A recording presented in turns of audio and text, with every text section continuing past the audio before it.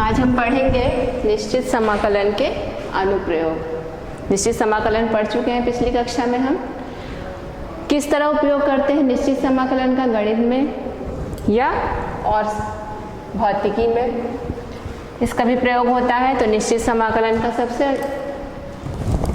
जो इसका यूज़ होता है, प्रयोग होता है, वह होता है क्षेत्रफल निकालने में। जब हम निश्चित समाकलन करते हैं किसी फलन का, मान लेते हैं हमारा फलन है f(x), y x का एक सतत फलन है। अंतराल a b में जब हम इस फलन का निश्चित समाकलन ज्ञात करते हैं तो इसे हम लिखते हैं समाकलन a से b f(x) dx। या किसी भी वक्र, यहाँ हमारा फलन है f(x) जो कि हम ड्रॉ कर सकते हैं x अक्ष और y अक्ष पर। तो यह वक्र तथा x अक्ष और x की कोटियों x बराबर a तथा x बराबर b द्वारा घिरे क्षेत्र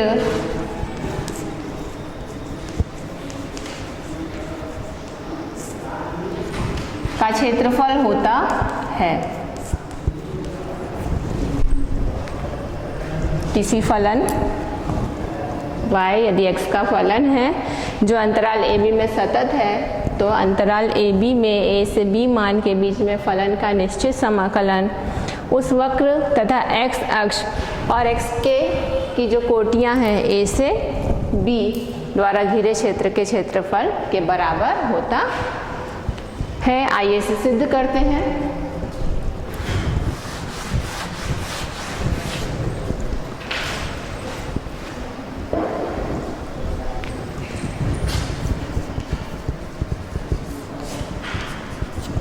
आइए इसे सिद्ध करते हैं। तो हम मान लेते हैं कि y = f(x) एक फलन है जो अंतराल a b में सतत है। अक्षों पर इसे बनाते हैं।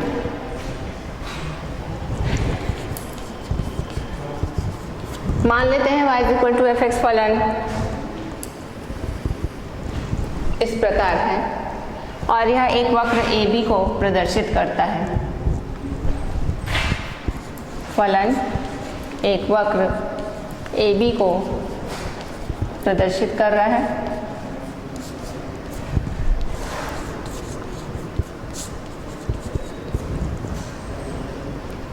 बिंदु A से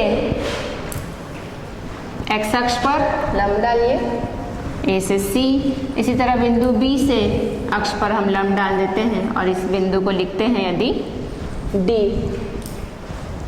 तो हमें सिद्ध करना है ACD का क्षेत्रफल निश्चित समाकलन AB f(x) dx को प्रदर्शित करता है। हम यहाँ पर क्या सिद्ध करने वाले हैं? वक्र f(x), ये वक्र है, फलन f(x) जो कि वक्र AB द्वारा प्रदर्शित है। x अक्ष तथा x की कोटियां मान लेते हैं। x बराबर a बिंदु C है, x बराबर b बिंदु D है। तो ACDB ये जो क्षेत्रफल है हम सिद्ध करेंगे ACDB का क्षेत्रफल बराबर होता है निश्चित समाकलन a से b f(x) dx के। यही यहाँ पर हमें सिद्ध करना है।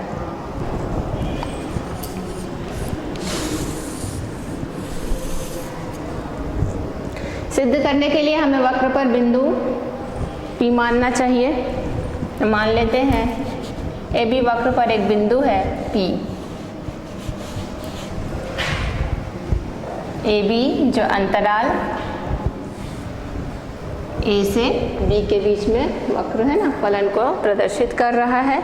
इस पर एक बिंदु हम मान लेते हैं P। ए बी वक्र या यह फलन x का एक वर्धमान फलन है, ऊपर की ओर बढ़ता हुआ दिख रहा है। P के समीपवर्ती एक अन्य बिंदु मान लेते हैं Q। माना P के निर्देशांक है x, y, तो Q के निर्देशांक होंगे x में थोड़ा सा परिवर्तन हुआ बिंदु की स्थिति के हिसाब से। Q के निर्देशांक हम मान लेंगे x में थोड़ा सा जो परिवर्तन हुआ है अल्प परिवर्तन डेल x, जहाँ डेल x क्या है, x के मान में हुआ बहुत ही कम छोटा सा परिवर्तन है, जिसे हम अल्प परिवर्तन भी कह सकते हैं। इसी प्रकार y के मान में भी थोड़ा सा परिवर्तन हो जाएगा।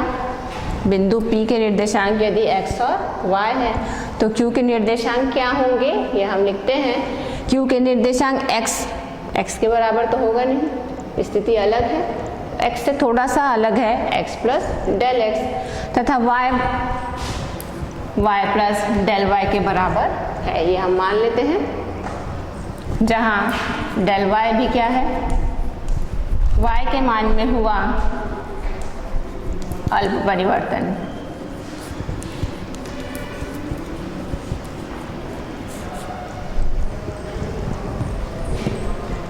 P से लंब डालिए x अक्ष पर, P से M।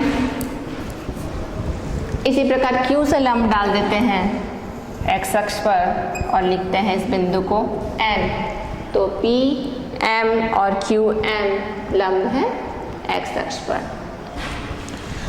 अब हम क्या लिख सकते हैं, देखिए क्षेत्रफल को।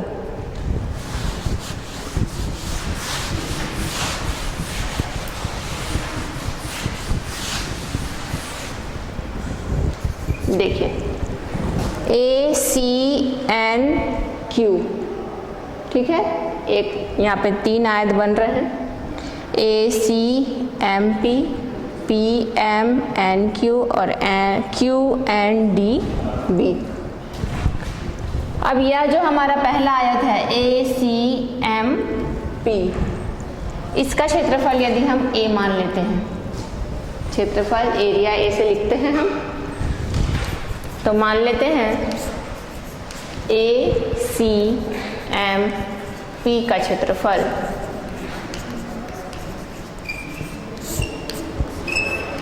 किसके बराबर है, A के बराबर है। चूंकि P के निर्देशांक x y हैं, Q इसके समीपवर्ती एक बिंदु है, हम बहुत नज़दीक की बात कर रहे हैं, दिखाने के लिए इतना डिस्टेंस है, पर Q को हमने क्या माना है, P के समीपवर्ती कोई बिंदु है। यहाँ से आप एक सीधी रेखा लेके R भी समझ सकते हो, और यह R डिस्टेंस P से R ही क्या है, छोटा सा परिवर्तन x में डेल x है। तो Q जो कि P के समीपवर्ती बिंदु है, जैसे ही हम आयत बनाएंगे A C N Q, ये जो क्षेत्रफल है ये थोड़ा सा बढ़ गया। A C M P का क्षेत्रफल हमने A माना है, और A C N Q का क्षेत्रफल इस क्षेत्रफल से थोड़ा सा अधिक होगा, और इस थोड़े से अधिक के लिए हम क्षेत्रफल में भी क्या लिखते हैं, डेल A।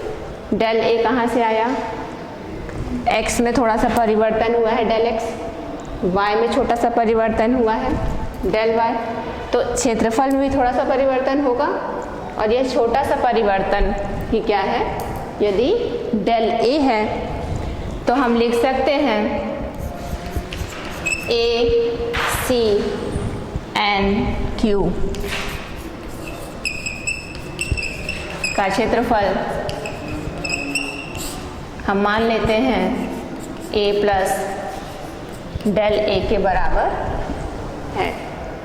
अब हम इस परिवर्तन जो हुआ है क्षेत्रफल में डेल A, इसके मान को निकालेंगे, ठीक है। जो हमने छोटा सा परिवर्तन P से Q पर हम गए, तो क्षेत्रफल में जो छोटा सा परिवर्तन हुआ है, इस डेल A की चर्चा हम करते हैं। ये जो क्षेत्रफल में थोड़ा सा परिवर्तन हुआ है, यह किसके बराबर है, तो हम देख रहे हैं ये y अक्ष पर दूरी यदि y है तो y इंटू डेल एक्स से ये थोड़ा सा बड़ा है, और y में भी छोटा सा परिवर्तन हुआ है, y प्लस डेल y का गुणा डेल एक्स से या छोटा होगा। समझ में आ रहा है? बिंदु P पर y मान है, क्षेत्रफल क्या होता है? लंबाई गुणित चौड़ाई। समझ में आ रहा है? क्षेत्रफल कैसे निकाला जाता है? लंबाई गुणित चौड़ाई से लंबाई और चौड़ाई लेते हैं। लंबाई यहाँ P बिंदु पर क्या है? y है, और चौड़ाई क्या है? हमने चौड़ाई क्या ली है? Del x. छोटा सा डिस्टेंस लेते हैं, तो डेल ए का मान इससे तो बड़ा होगा, लेकिन जब लंबाई क्या हो जाती है? y से y प्लस डेल y का गुणा कर दे डेल एक्स से। समझ में आ रहा है? इस पूरे समीकरण को डेल एक्स से भाग दे दीजिए।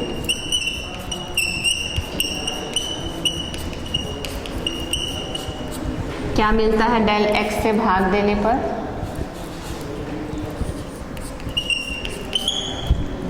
y छोटा है del a by del x आ जाएगा, और यह छोटा है y प्लस डेल y से।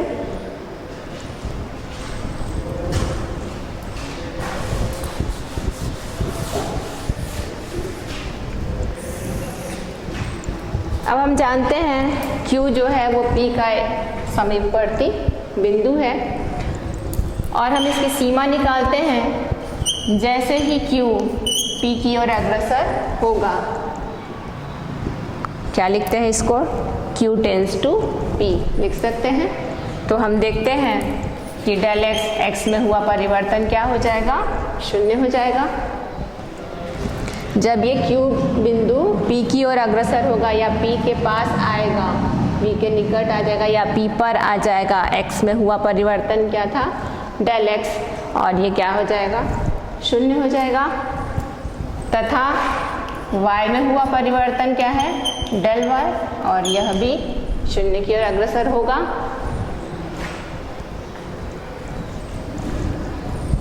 तो लिमिट ले लेते हैं Q टेंड्स टू P, या इसी को आप लिख सकते हैं लिमिट x में हुआ परिवर्तन डेल एक्स टेंड्स टू 0।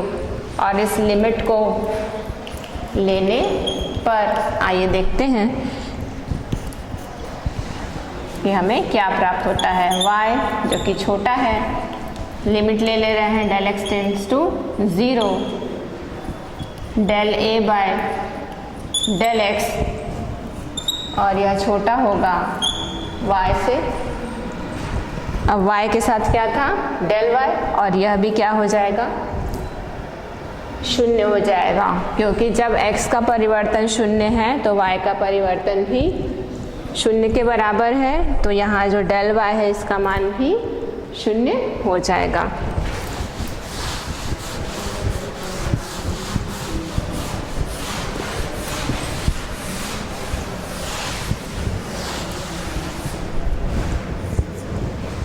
तो हम देखते हैं limit del x tends to 0, del a by del x का मान y से बड़ा भी है और y से छोटा भी है।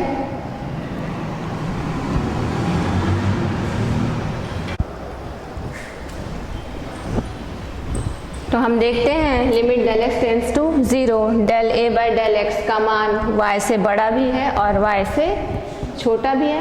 अवकल गुणांक की परिभाषा क्या कहती है? Limit del x tends to 0, del a by del x को ही लिखते हैं dA बाय dx लिख सकते हैं। अवकल गुणांक की परिभाषा से अवकलन पढ़ चुके हैं आप। तो यह जब y से बड़ा है और y से छोटा है, अर्थात इसका मान y के बराबर है। dA बाय dx बराबर जब हमको y मिलता है, अब इसे हम क्या करते हैं? x की कोटियों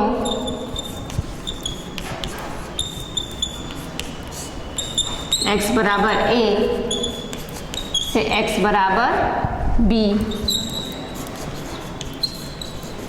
के बीच समाकलन करते हैं।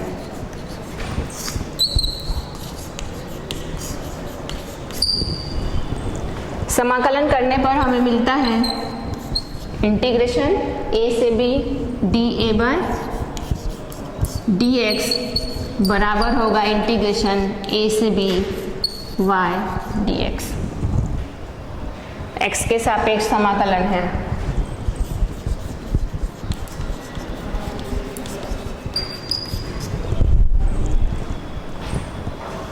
इसको हल करते हैं। d बाय डी एक्स और इंटीग्रेशन दोनों एक साथ आया, तो इसका आंसर आएगा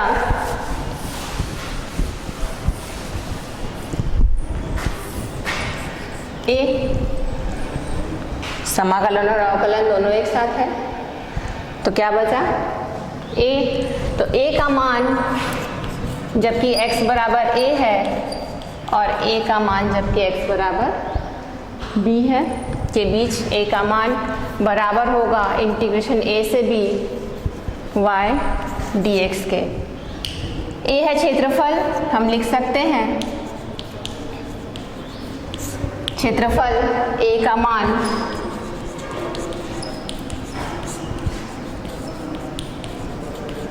जबकि x बराबर b है में से घटाएंगे क्षेत्रफल a का मान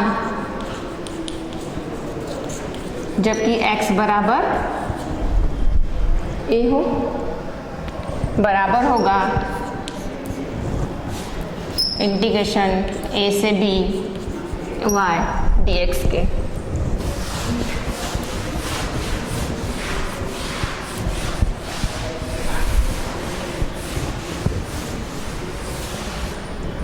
अब हम देखते हैं कि जब x का मान b है, चित्र से आप देखेंगे जब x का मान b है तो हमें क्षेत्रफल मिल जाता है AC dB पूरा क्षेत्रफल, और जब x का मान a है तो कोई क्षेत्रफल नहीं बना है, शून्य, बराबर है a से b fx dx। y बराबर fx रख देंगे, अतः ACDB का क्षेत्रफल बराबर हमें मिल जाता है a से b fx dx, और यही हमें सिद्ध करना था।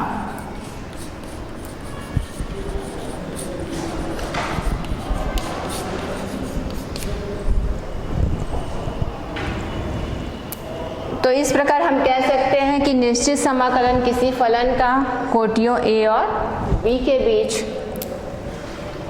वक्र fx तथा x अक्ष और कोटियों x = a तथा x = b द्वारा घिरे क्षेत्र के क्षेत्रफल को प्रदर्शित करता है। आइए एक प्रश्न बनाते हैं।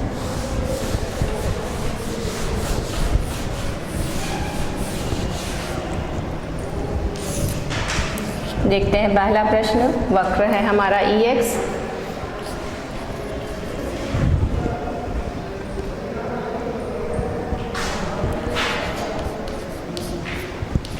वक्र EX द्वारा x बराबर 0 से x बराबर a तक घिरे क्षेत्र का क्षेत्रफल ज्ञात कीजिए।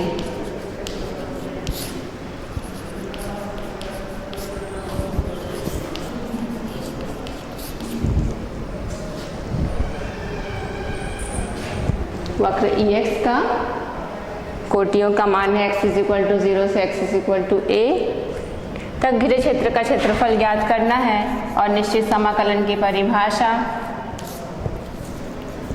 क्षेत्रफल निकालने के लिए प्रयोग में की जाती है, सिद्ध कर चुके हैं हम। तो अभीष्ट क्षेत्रफल, किसी भी वक्र का अभीष्ट क्षेत्रफल बराबर होता है इंटीग्रेशन fx dx, जहाँ x का मान होता है, अब यहाँ पर है x का मान 0 से लेकर a तक, और हमारा फलन परिभाषित है 0 से a, fx परिभाषित है हमारा EX से।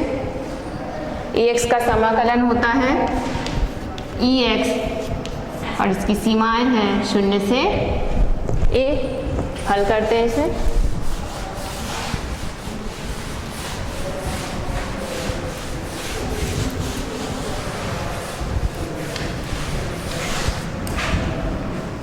तो यह समाकलन बराबर होगा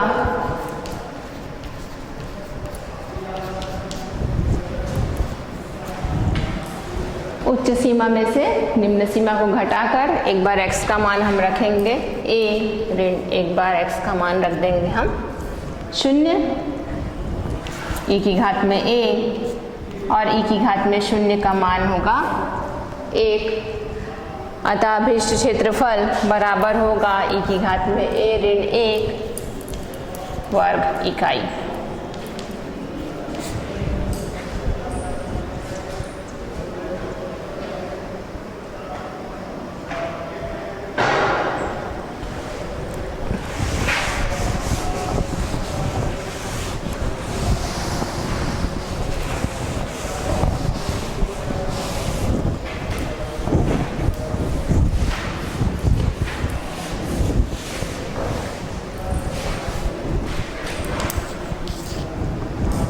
देखते हैं दूसरा प्रश्न।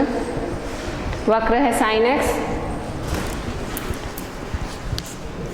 वक्र है y बराबर sin x, हमारा दिया गया फलन, और इसका क्षेत्रफल हमें निकालना है x बराबर 0 से x बराबर 2 पाई कोण 0 से लेकर 2 पाई के बीच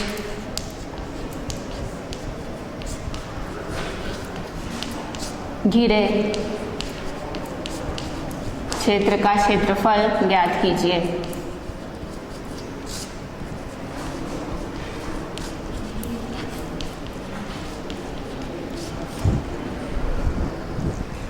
हल करते हैं इसे।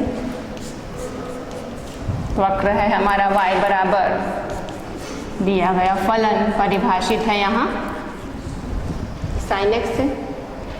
sin x त्रिकोणमिति फलन हम जानते हैं, चतुर्थांश में इसके चिन्ह बदलते हैं। पहला चतुर्थांश साइन के लिए धनात्मक है, दूसरा भी धनात्मक है, और तीसरे और चौथे चतुर्थांश में साइन का मान ऋणात्मक होता है। अर्थात हम जानते हैं कि जब x का मान 0 से लेकर पाई के बीच में हो तो साइन x धनात्मक मान रखता है, लेकिन जब x का मान पाई से 2 पाई के बीच में होता है तो साइन x ऋणात्मक मान रखता है, जिसे हम लिख सकते हैं लेस देन और इक्वल 0।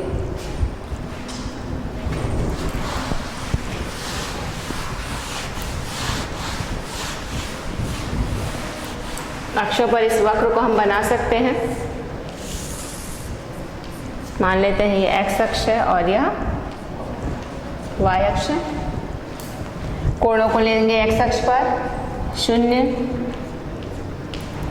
ये π/2 ले लीजिए, पाई 3π/2, और यहाँ यदि हम ले लेते हैं 2 पाई 90 अंश के अंतराल पर हमने 0 से लेकर 2 पाई को बिंदु लिया है हमने।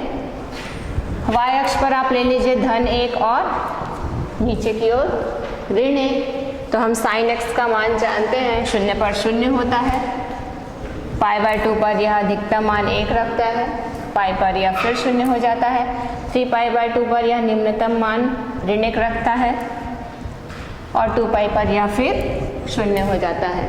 तो हम sin x का ग्राफ बना सकते हैं इस तरह से। 0 से शुरू होगा, π/2 पर 1 होगा, फिर पाई पर 0, फिर ऋण 1, और फिर यह हो जाएगा 0।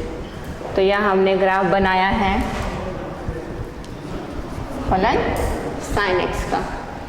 हम देख रहे हैं 0 से पाई के लिए साइन धनात्मक मान रखता है, और पाई से 2 पाई के लिए साइन ऋणात्मक मान रखता है। यदि हम इस पर एक छोटा सा स्टेप dx ले लेते हैं तो हम इस वक्र 0 से लेकर पाई के लिए साइन एक्स का मान निकाल सकते हैं निश्चित समाकलन से। निश्चित समाकलन जिसकी सीमा होगी 0 से लेकर pi sine x D x से। ठीक है, उसी तरह पाई से 2 पाई के लिए साइन एक्स क्या हो जाएगा, ऋणात्मक हो जाएगा। लिखते हैं अभिष्ट क्षेत्रफल को। तो अभिष्ट क्षेत्रफल इस वक्र का x अक्ष तथा कोटियों 0 से 2 पाई के बीच का क्षेत्रफल ही अभिष्ट क्षेत्रफल है, जो कि बराबर होगा 0 से लेकर pi sine x D x धन पाई से लेकर 2 पाई माइनस साइन एक्स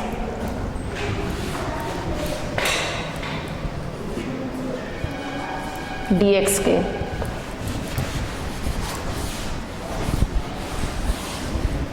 ऋण का चिन्ह, क्योंकि पाई से 2 पाई के बीच में फलन ऋणात्मक मान रखता है।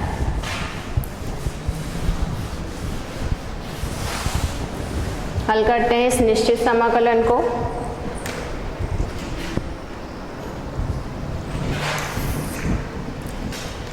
तो हम देखते हैं अभिष्ट क्षेत्रफल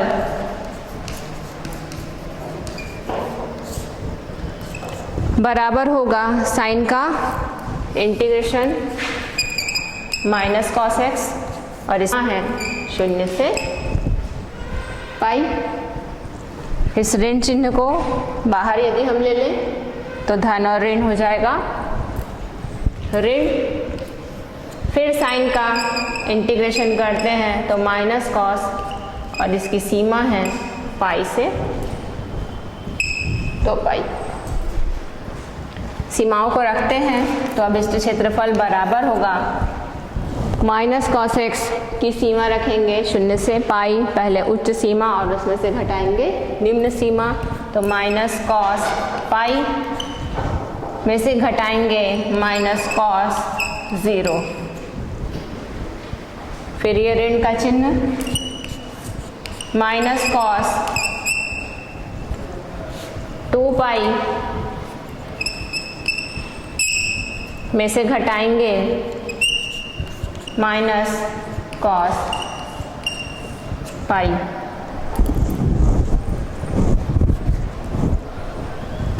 बराबर कॉस का पाई पर मान ऋण 1,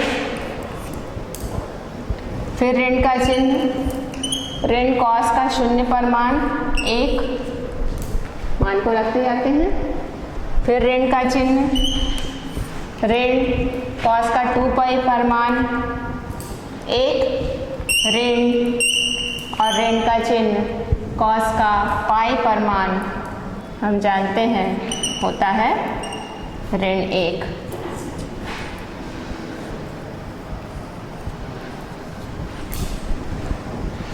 हल करते हैं। ये हो गया ऋण और ऋण, धन 1, ऋण और ऋण, धन 1। ऋण का चिन्ह ऋण 1 है, ऋण और ऋण धन, और धन और ऋण ऋण 1। तो ये आ गया 2 ऋण ऋण 2, जो कि हो जाएगा 2 धन 2 अर्थात 4 वर्ग इकाई। तो इस प्रकार हमने वक्र y बराबर साइन एक्स का कोटियों 0 से लेकर 2 पाई के बीच क्षेत्रफल ज्ञात किया, जो कि बराबर है 4 वर्ग इकाई के।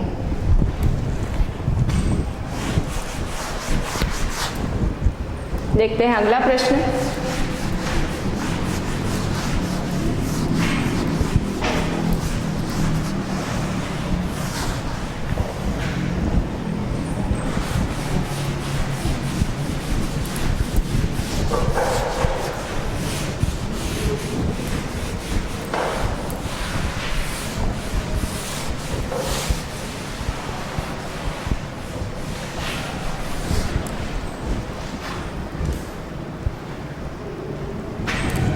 देखते हैं तीसरा प्रश्न।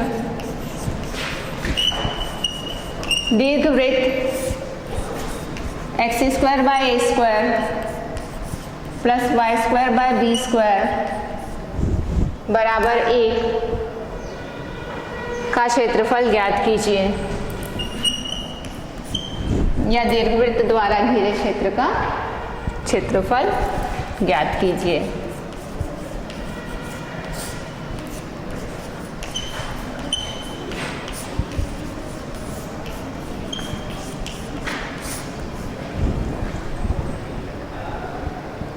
आइए इसे हल करते हैं। दीर्घवृत्त का समीकरण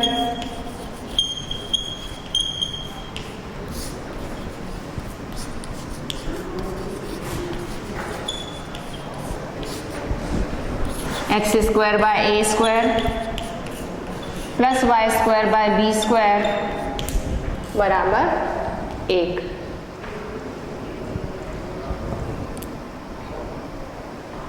जिसकी बना सकते हैं, इसे आप अक्षों पर बनाइए।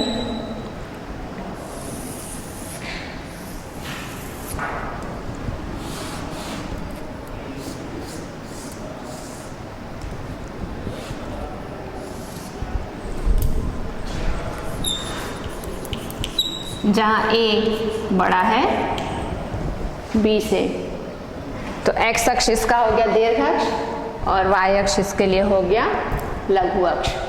तो यह है इसका दीर्घ अक्ष और y हो गया इसके लिए लघु अक्ष। चूंकि a का मान बड़ा है b से, मूल बिंदु है यह 0 0, ओरिजिन O, तो x का मान 0 से लेकर a तक है। x की कोटियां हमारे पास 0 से लेकर a तक है। दीर्घवृत्त के इस वक्र को यदि हम 0 से लेकर a तक निश्चित समाकलन निकालते हैं तो हम इस एक भाग का क्षेत्रफल ज्ञात कर सकते हैं। 0 से लेकर a तक यदि हम निश्चित समाकलन निकालें इस वक्र का, तो हम क्या ज्ञात करेंगे, इस दीर्घवृत्त के एक भाग का हम क्षेत्रफल ज्ञात कर सकते हैं। पर हमें पूरे दीर्घवृत्त का क्षेत्रफल ज्ञात करना है, तो यह जो क्षेत्रफल में ये सभी मान आपस में बराबर है, सभी के लिए दूरी a है और ये दूरी b है, तो हम 4 गुना कर देंगे इस क्षेत्रफल को, तो हमें पूरे दीर्घवृत्त का क्षेत्रफल प्राप्त हो जाएगा।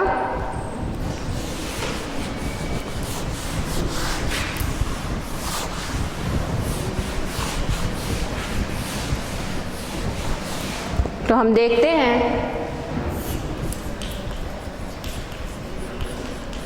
एक भाग का क्षेत्रफल हम ज्ञात कर सकते हैं फलन को कोटियों x बराबर a से b तक निश्चित समाकलन करके। अतः यह अभीष्ट क्षेत्रफल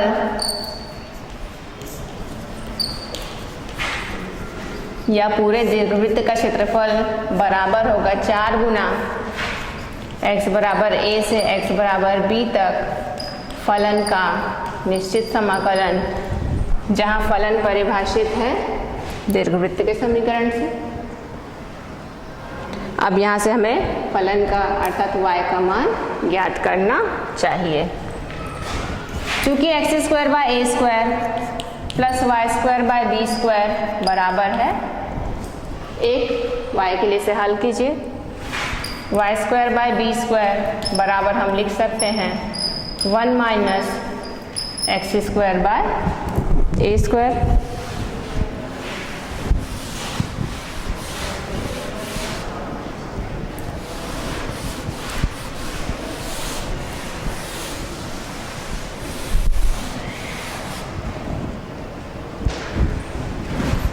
हल करते हैं y के लिए।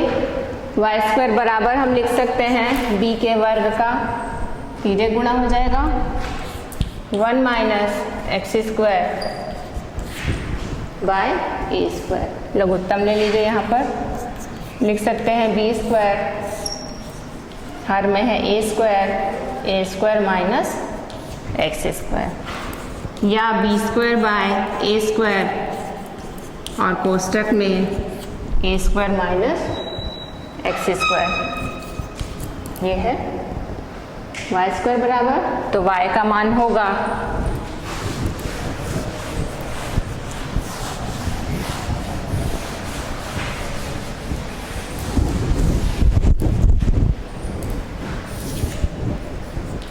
वर्गमूल का चिन्ह b square by a square minus x square. B और ए पूर्ण वर्ग है, बाहर निकल सकता है, लिख सकते हैं plus minus b by a, वर्गमूल के अंदर आ जाएगा a square minus x square. Y का मान हमने निकाला है, अभिष्ट क्षेत्रफल निकालते हैं, तो अभिष्ट क्षेत्रफल बराबर 4 ए से बी वाई डी एक्स निकाल चुके हैं हम, मान रखते हैं इसमें y का 4 a से b, जहाँ y का मान हम लेंगे b by a under root a square minus x square dx लिख सकते हैं।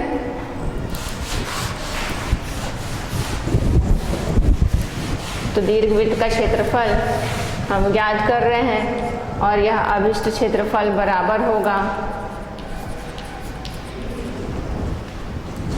4, कांस्टेंट है b और a, इसको बाहर निकाल लीजिए, b बटे a, इंटीग्रेशन होगा वर्गमूल a square minus x square का, x के सापेक्ष हम जानते हैं अनिश्चित समाकलन में वर्गमूल के अंदर a square minus x square का समाकलन सूत्र से दिया जाता है x/2 under root a square minus x square plus a square by 2 sine inverse x by a से। अनिश्चित समाकलन में आप पढ़ चुके हैं। इस सूत्र का प्रयोग यहाँ पर करते हैं।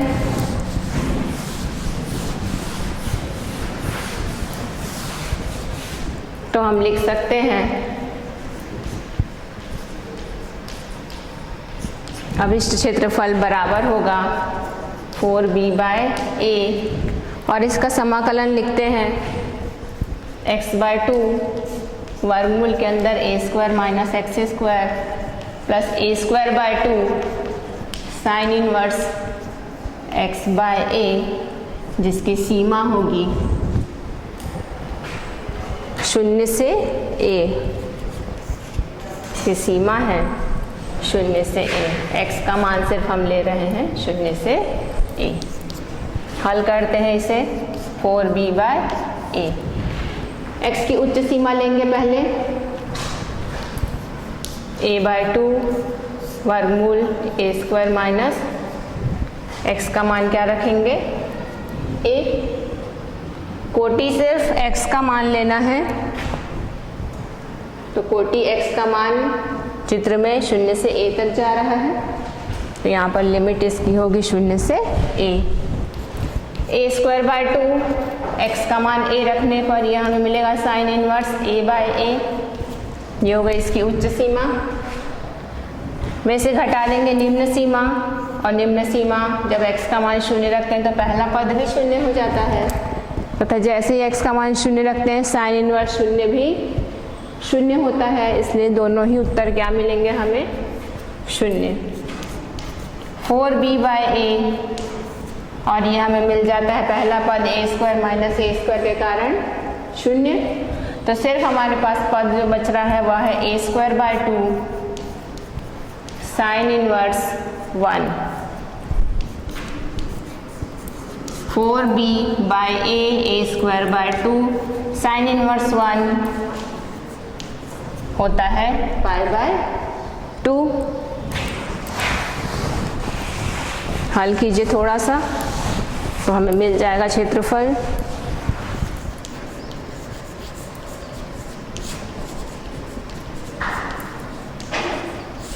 तो अभिष्ट क्षेत्रफल बराबर 4b by a square by 2 और 2 को गुणा कर दीजिए तो 4 और साथ में है पाई 4 और 4 कट गया, एक a कट गया और यहाँ हमें मिल जाता है पाई a b वर्ग इकाई। तो हम एक दीर्घवृत्त का क्षेत्रफल ज्ञात कर सकते हैं निश्चित समाकलन की परिभाषा से, है ना। हम विभिन्न फलनों का क्षेत्रफल x अक्ष पर घिरे क्षेत्र का क्षेत्रफल कोटियों के बीच ज्ञात कर सकते हैं। बाकी अगली कक्षा में देखते हैं। धन्यवाद।